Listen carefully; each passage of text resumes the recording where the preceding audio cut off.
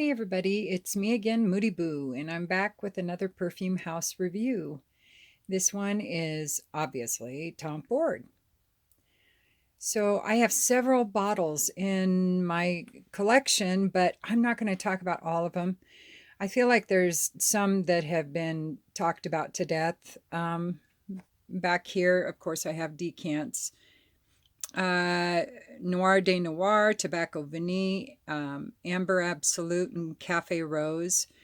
I'm not going to really talk about them. I will say three of the four of those are my favorites.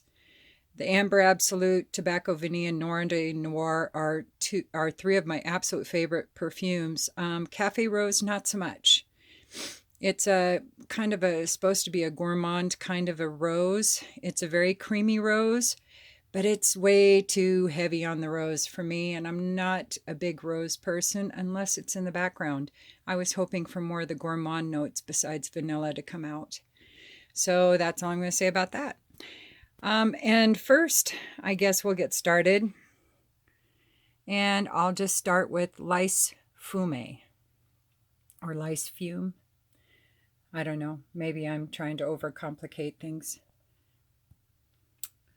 So, Lys Fume is, it's been out for a while. It's mandarin pemper. That's a new thing. You didn't know about it? You do now. Turmeric, nutmeg, white lily, ylang ylang, artemisia, rum, vanilla, labdanum, styrax, and oak. And honestly, with this, I just get a very creamy synthetic lily. I live in an area where there is a lot of water lilies. So I smell water lilies a lot. And they are creamy like this. And they are rich and sweet.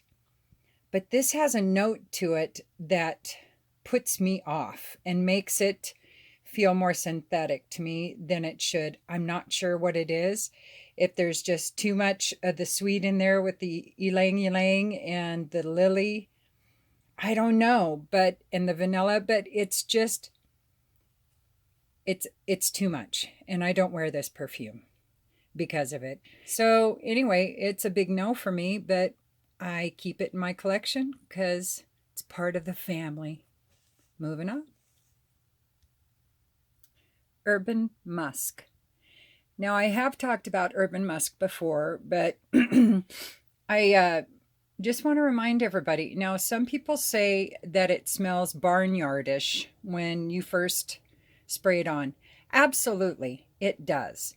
It has a very kind of horse cow manure smell lightly in the background, but when it dries down, and that doesn't take long, maybe 20 minutes or so, it starts sweetening up and it starts getting just this beautiful musky, sweet kind of musky smell that I find incredibly stimulating. So it is ambrette seed, white pepper, cumin, white honey, jasmine, tonka, plum, benzoin, and I don't get a lot of the benzoin, and there's certainly no smoky or gourmand notes to me, but I do get the plum. You definitely get the jasmine, and jasmine can put me off sometimes. I had jasmine musk, and jasmine is either a love or a hate for me. It's a very much a kimchi note. If it's done right, it can add something beautiful to a fragrance, but if it's overdone or is too indolic, or is too granny smelling, too synthetic and granny smelling like jasmine musk was for me, I just can't get past that. But that's just personal taste. So this one actually, it lasts, about 6 hours on me. And sillage at first is pretty beastly, but it does lighten up as it dries down. Moving on. White Suede. Now this one, as you can tell, I only have a decant of, and the label is on the bottom of the bottle. I don't know why. But this is a beautiful perfume. Now it is one of the lightest that I've found that Tom Ford makes. It has some of the worst performance of his perfumes that I have or I have tried. So this one is maybe once it dries down, it you might get arm's length, you might not. It depends on the day, depends on the temperature, depends on your own body heat, depends on how much you spray, depends on if it's skin or clothes.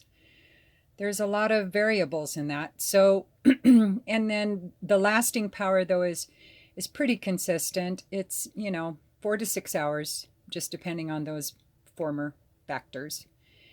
So it is rose, saffron, thyme, mate tea, olibanum, lily of the valley, amber, suede, and sandalwood. And really, Tom Ford is a master at putting 1,000 ingredients together, but you only can detect one or two notes, or they make accords, or he makes accords that are so well blended you can't pick out all those 3,958 notes. And white suede is no exception. It's a beautiful, light, slightly floral leather. That's it. And it's very light. This is very appropriate for office settings. You can wear this during the day. I wouldn't even bother with it at night because I don't think it's close to having the impact that I would personally want for a nighttime perfume. But it's beautiful. All right, next up. Soleil Blanc.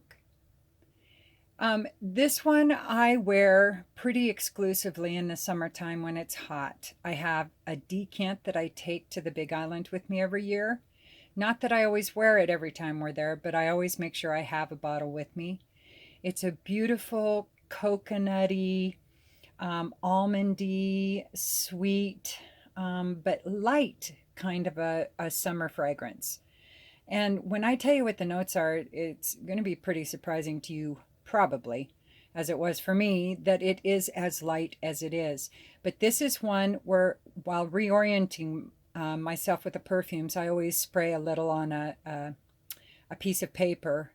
And this one and white suede so far are the two that I've had to reapply to my paper before even starting their part of the review. So they don't last very long on paper. Now on skin, white suede does not last that long on me, but Soleil Blanc does last a bit longer. The notes are cardamom, pink pepper, pistachio, bergamot, ylang ylang, jasmine, tuberose, benzoin, bitter almonds, amber, tonka, and coconut milk. And honestly, all I get are the base notes. I get the almonds and the coconut and the tonka and some amber, very slightly some amber. I don't get a lot of the white florals until it really gets into more of a dry down. And then I get a hint of the tuberose, but that's about it. I get no nuts, no fruits, no spices to speak of. It's a very pretty perfume, but it's very light. So that's Soleil Blanc. Moving on.